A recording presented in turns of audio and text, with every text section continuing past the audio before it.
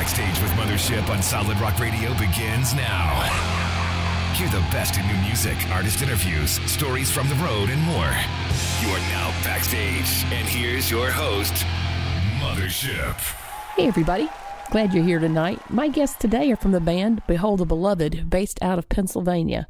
Let's just jump right into the call. I have a couple of guys here from Behold the Beloved. Let's see, there's 5 in the band. What is that? 2/5 of the band. 2/5, yeah. The other ones have family stuff, and we have a lot of traveling miles coming up. Yeah, so. Introduce yourself so we can recognize your voices. I am Sean. I am the lead singer. I am Sheldon, and I play drums. Who else is in the band? We have Jeff Lehman on lead electric, and then Jason Stauffer, actually my brother, plays rhythm electric, and then Tim Kitchen plays bass. What was the thought process behind a 5-piece? I mean, we could do the 4-piece, and we've done it before, but we like to not rely on Sheldon's Mac as much as possible. There's just something about like live instruments. We're a band who really likes vocals and harmonies, so if we can get a 3-piece harmony, Tim's very essential on that, as well as Jeff. So, some of these places that we played, it is kind of crowded. But yeah, it's how it worked out, and everybody has their part and they play it well, and it makes up who we are. Yeah. Okay, full sound. I did get to hear you at Kingdom Come Festival. How was that experience for you? Is that the first time you'd been? It is, yeah. That was the first time we were ever out there. It was an honor to be able to share the stage with a bunch of other artists that we've always looked up to and that we're getting involved with. So yeah, that was an awesome time. It's always cool getting into new places, new festivals, and yeah, that was a really special opportunity.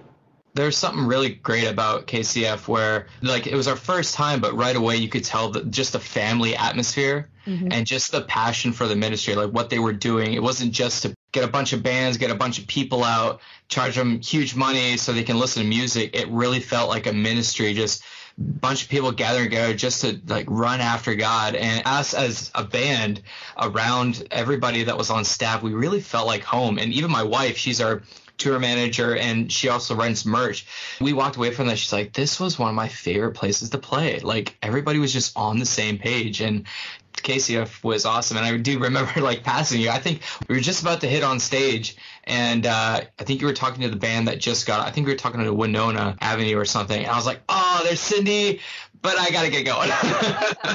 Yeah, I saw you guys too, but I think we both were being pulled in different directions. Yeah, that was our first time at Kingdom Come because we actually live in Georgia, and that's a long way away for us. Wow, no kidding. Somebody kept inviting us, saying, you got to come, you got to come. And I'm like, I'm looking at the lineup, and of course I want to come, but, because that's a 2-day drive for us. Yeah. And, yeah, we were glad we went. It was amazing. Like you said, it was a very relaxed atmosphere. I felt like we were like big family, Oh, yeah, definitely. Yeah, that was definitely the farthest, I think, so far as a band that we've ever had to travel for something. And I'm so glad that we did because it's made a huge impact on us. We made so many contacts and new friends. Now, are you all from Pennsylvania? Kind of, yes. What do you mean, kind of? We all live in Pennsylvania, yes. Yeah, we all live within a vicinity of Lancaster, Pennsylvania. We're all about probably half an hour, 45 minutes from each other. But there's 3 of us, me, Sheldon, and Jason are originally actually Canadians. What part? Yeah, I was from British Columbia, which is all the way west, so Californian straight up. Me and Jason would have been born in Ontario. Wow. Pretty far north Ontario. So how long have y'all been in the U.S.? We moved when I was 3, so it's been a good 22 years, quite a while. I'm terrible at math. I was 6, 7. I'm 33. It was a long time ago. All right. So are you citizens? So me and Jason would be dual citizens. Sean shaking his head. Sean just snuck over. I am not a citizen, but I am a permanent resident, and I have a temporary green card.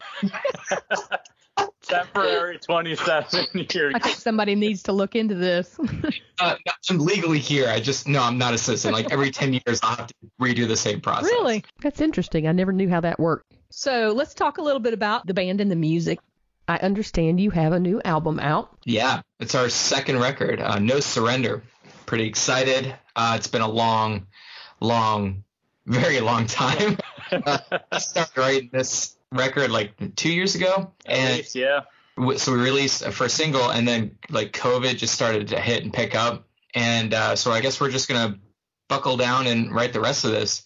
And then once COVID kind of subsided a little bit and venues started to book us, I'm like, well, we need to take this opportunity to continue what we're doing. So we kind of put like recording on the back burner and hitting it whenever we could. And then we just realized, hey, we really need to get this done.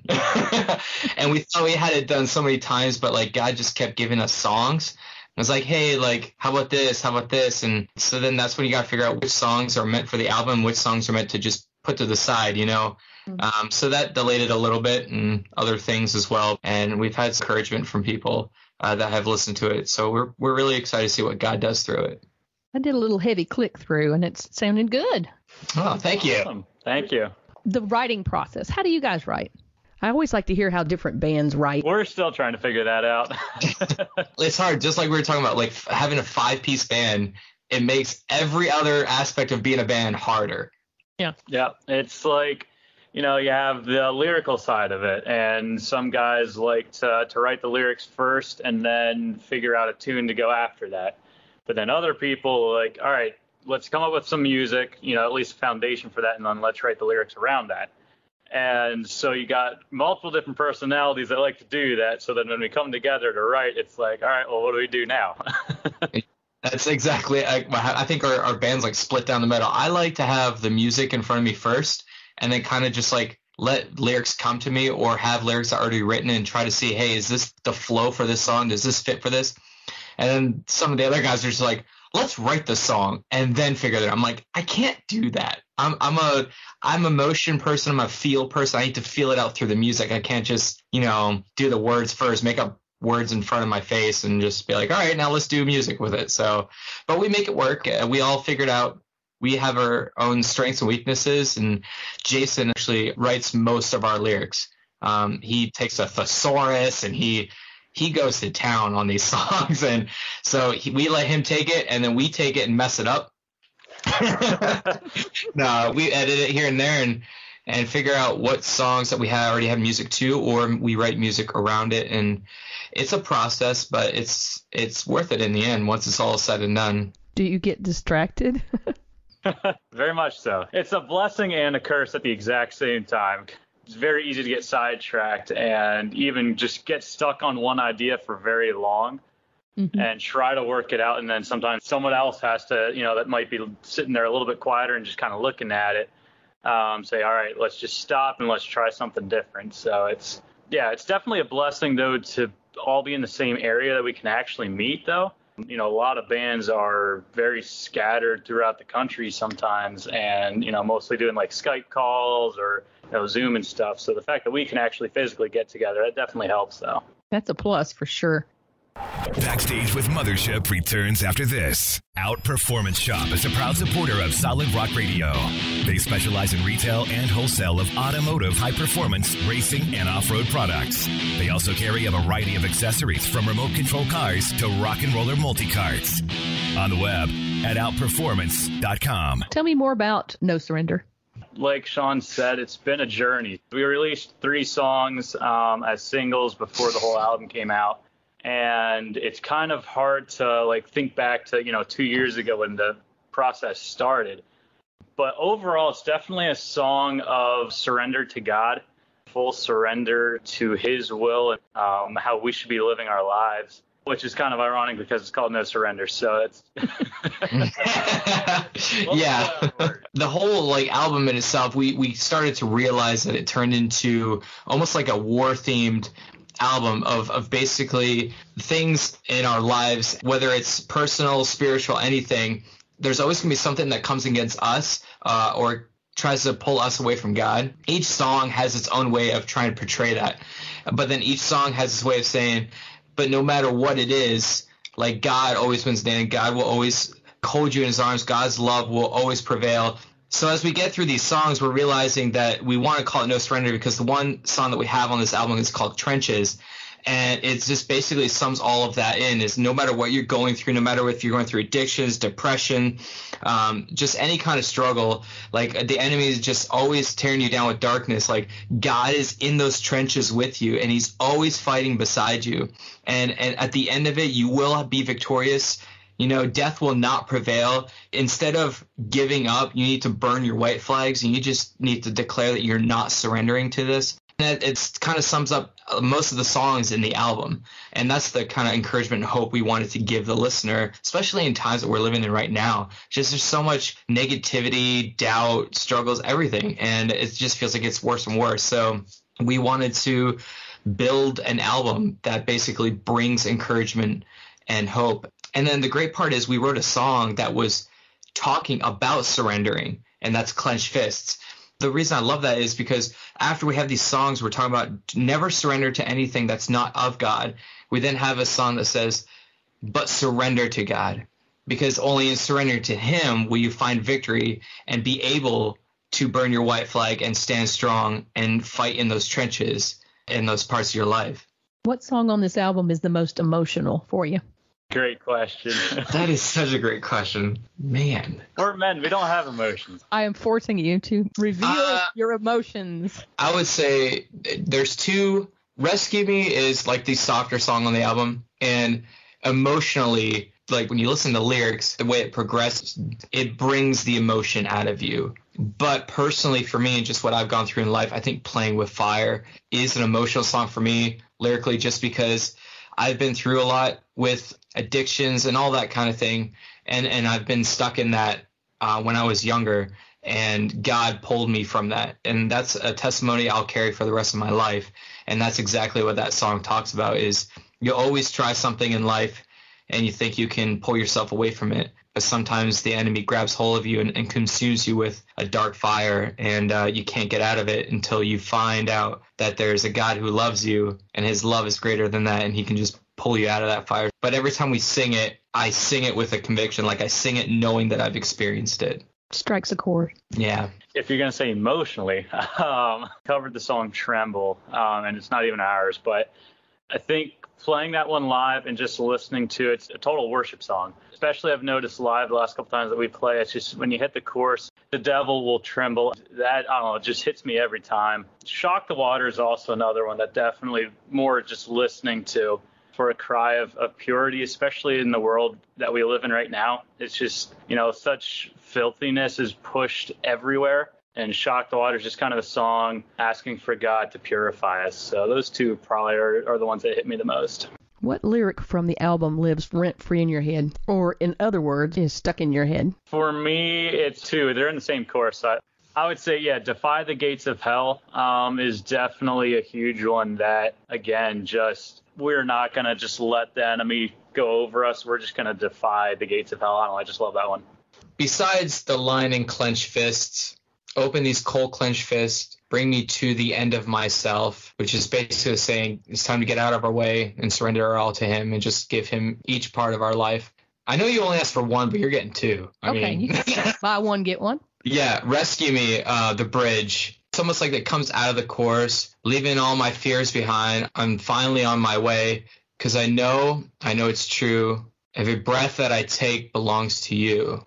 I think that would probably sticks out to me the most every time we sing it too, is just remembering that this life is not ours and to always give it back to him. I think that's just the story of my life. So lyrics like that from Clenched Fist to Rescue Me will always stick out to me to remind me that like I can't do this on my own and this life is not for me to own. Oh, there's a new lyric. Dude, write that down. I'll send that clip to you. Okay, touring. Have you been on the road? I mean, there are a lot of bands I know that have never been on the road because of COVID. We've been a band for I think we're on our 9th year as a band, but we really started to take the next steps in the business side or touring side of being a band 3 years ago, the year before COVID. And we released our album, and then we did a couple minor shows, and then we already started booking for the next year. And we're like, wow, this is brand new. And then we're so excited because we're having these festivals, we're going to travel, and then COVID happened. So we've been doing shows. We've been on the road before, but we've been doing like shows like twice a month, sometimes once a month, scattered throughout a year. This year is the first year that we're doing like tours and runs and 5 days in a row, and pre-planning all through the whole year is already planned out. So this would be our first like full out professional year, I would say. Is there a person or band maybe that you've toured with that's influenced how you do things? We've played a lot of scattered shows. So, I mean, bands that we've touched base with, got to hang out for a little while. Definitely the Protest, their friendliness and their willingness to, you know, they've been doing this a little bit longer than we have. So, you know, their willingness to share, helping in that sense is definitely one for sure. Yeah, I think like in the beginning, like 3 years ago when we played with Disciple, Josiah Prince is such a cool guy. So Andrew Stanton too, Joey. I mean, they're all great. But Josiah and I like stayed in touch. He was so helpful to me I could come to him about a question, whether it has to do with an album or just the business side of things. Like, how do we get on radio? How do we go for the charts and stuff like this and production stuff? And he would just answer my questions, and he taught me and him talk back and forth. So I would say Disciple had a huge influence on how we took next steps and everything. But a lot of bands, I think, through the past 2 years have helped us that we've played with. We played with 7 Day Slumber, and they taught us a lot and spoke into us a lot. But I agree with Sheldon also. The Protest has definitely, like Josh has been a huge help to us and encouraging us. And I mean, I said, can you stand and watch our set? And can you just tell us how can we improve? And some people in this business won't do that. And if they will do that, we have to pay them money just to tell us, you know, how well, which is fine. That's their call. But, you know, Josh just pulled me aside. We talked about things. He goes, hey, believe in yourself because you guys are doing it, and just keep doing it for the right reasons. And so, yeah, I would say those three bands have been a huge influence in how we are taking the next steps, I guess you can say. Check us out on Facebook at I'm with Mothership. Growing up, what music did you listen to? Let's see. Well, it all started with Barney. I Love You, You Love Me. It's the greatest song. I mean, right? Come on. Right. Clean up, everybody, everywhere. Exactly. Rugrats, you know, just those. No, I'll go first because then Sheldon can save everything with his answer. Yeah, I grew up in a non-Christian home and stuff like that. So I grew up listening to ICP, Disturbed, all that kind of stuff. As a musician, I will never discredit the things I listen to because I'll remember certain melodies, melodic stuff from bands like that. Yes, their lyrics are horrible. The things they stand for is bad. But there's some goodness that I got from that I'm able to process now and use it for the glory of God. After that, definitely grew up listening to a lot of Jesus culture, Disciple, obviously, Pillar and 1,000 Foot Crutch, and just mixing all those together. And I think that helps. We all have our own favorite style of bands, which is how we get our own sound. But I always like the aspect of worship mixed with a rock and just going for it that way. Yeah, I would have grown up a little bit more a Christian home and a little bit more conservative. So it would have been a lot of like parents. And I mean, they would have definitely some influence of that. But I mean, FFH, you know, Third Day, Petra, a lot of Petra. And then kind of the early 2000s came along. So we got like Reliant K, Stellar Cart. I got into that whole punk rocks. Audio A? Really cool. Audio A. A lot of that stuff. Old school Newsboys? Oh, yeah, definitely. Followed Newsboys for a while. Disciple came along, or I got introduced to them, started getting more into the rock, you know, 7th Day Slumber, 1,000 Foot Crutch. So kind of changed throughout the years. But yeah, definitely thinking back to, you know, like Petra, it's not exactly the style that we're going for. But the lyrical content of that is quite a bit, you know, how we like to base stuff off. We're not guessing about what we're writing about. Mm-hmm. So just kind of going back to those roots of, you know, how me and Jason would have grown up. It's interesting to see how that influences our music. Petra paved the way, baby. Yeah. Talking about School of Hard Knocks, they were the ones that had to convince the churches that they were not Satan worshipers because they played rock music. Yeah. For real. Yeah. It sounds like my everyday life at work. I mean, we got the Mennonites and the Amish, and so at my job, it's been cool because they got to see me, you know, walk in what I've been doing. And they ask questions, which is great, and they get my perspective on things. So I've been there for a couple of years, and it's been a cool way to see that. That's the way to change people's minds, to spend time with you. Yeah. How do you keep yourself organized daily? Sean snorts. That means he's not organized. No, I am organized. What was the end? What was the end of that question? Every day, each day. You really did write down the hardest questions. My wife. Oh man. Well, I guess if she's the manager, she does organize. Yeah, she schedule. Does. My wife does a great job in managing our schedule and keeping it out of our hands to where we can focus on things like on day of show or social media stuff. And she even helps in that too, or just other things, well, music stuff. So she does great, and that helps us then stay organized. I like to think I'm an organized person. It might be like a chaotic organized. People are like, hey, where are you playing at? I'm like, no idea. Let me ask my wife. I used to do all that stuff, and it gets a lot. And if you want to continue to love what you're doing, sometimes you gotta give up some things and hand it over to somebody else. And yeah, Sheldon, on the other hand, I don't know how he organizes, because we gave him a lot. Actually, we didn't give him a lot. We started having ideas, and he just rolled with it. And now he does a lot of what you see on stage is because of that man right there. My personality definitely helps. I'm not married, so it's all on me. So no, it's in some parts of my life I'm really organized, and then unfortunately some other parts of my life get unorganized due to that. But with band stuff and stuff like that, coming up with a process of how to do things efficiently, or just simply staying up very, very late some nights. All right, I'm looking over your shoulder, Sheldon, at your drum kit. What kind of drums you got back there? So that is a Catalina Maple Gretsch. That was my first nice drum set. My brother actually bought me my first one. So that was kind of the one that I bought, and I just replaced that with a nice DW. So I'll be taking that one on tour, and then this one stays here. I love it. Go-to cymbals, what kind? Zildjian, A Customs, and K Custom Darks. Drumsticks. Pro Mark, yes. What size? I used to do 7A. I was a very thin, and I was like, let me try something different. So I went up to 5A, I think. All right. Well, my brother was a drummer, so, I kind of gravitate towards drums and drumsticks because I collect them. Yeah. Tell me something that people are surprised to hear about you. People are surprised that I am a nerd when it comes to anime. So I get custom-made anime Jordans, and I swap them out every show, and I have about 8 or 9 pairs now. So you might see me with a Pokemon pair of shoes. You might see me with Dragon Ball Z pair of shoes. You might Haiku, Demon Slayer. Hey, I'm just a nerd when it comes to that. It's my safe home. So I get to make cool friends on the road and at shows, and then I get a lot of weird looks because I'm a 33-year-old man who watches anime. My own band disowns me, but I would say that's something they're surprised about. Well, anime is pretty popular for any age.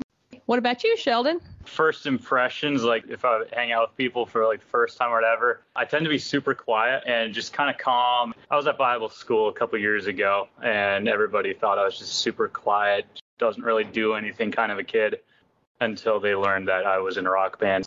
I have the same problem. Sometimes I'll tell people, I'll give you a nickel if you can tell me what kind of music I listen to. Needless to say, I still have my nickel.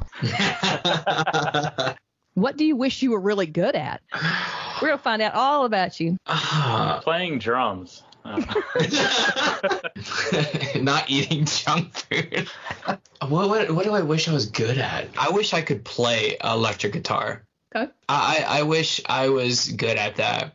I can play an acoustic, but I want to do leads. It annoys me. When I see people do leads, I'm like, I want to do that. I wish I could play electric guitar a lot better. Actually, I'm just going to use that one last line.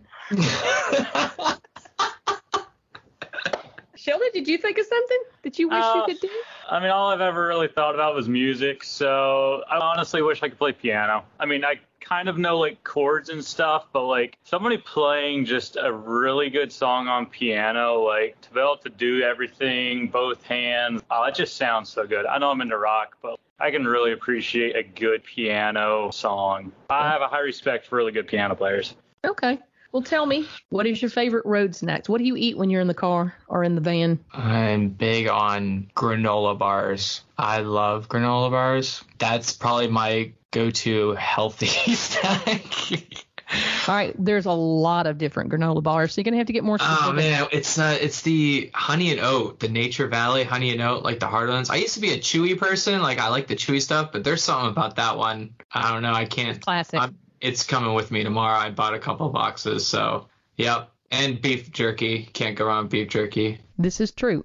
Okay, Sheldon. I'm normally grabbing some sort of combos, either the pizza ones or the cheddar cheese, I think is maybe what it is. I forget. And if I'm driving, sunflower seeds, honestly. Like, just have a big bag of sunflower seeds there. This theme runs through every band. I could make a chart. Really? Yeah. Please tell me that one of y'all like gummy bears, too. I love gummy bears. Jeff eats gummy bears a lot. I know that, yeah. Yeah. What brand? Haribo. And for my regular listeners, if you know, you know. If you don't, it's nothing. Uh-oh. Here's the question, though. All right, Doritos. Is there a go-to flavor, everybody here? It's usually something cheesy and or something very hot and spicy. Yeah, But- I like that purple bag, that sweet chili. It's like just a little bit of heat, but not a lot. That's I can eat that for days. Yeah. And then I will look like I ate it for days. The sunflower seeds are very popular to keep awake while they're driving, and the beef jerky is universal. So it's just funny.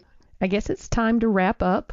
We'll do this again when everybody can be here. Yeah, we love that. Like, we appreciate you and everything you're doing. It's always fun to see different artists that you get to talk to, and we get to learn more about them and their journey. And people don't understand what you're doing. Like, it helps us.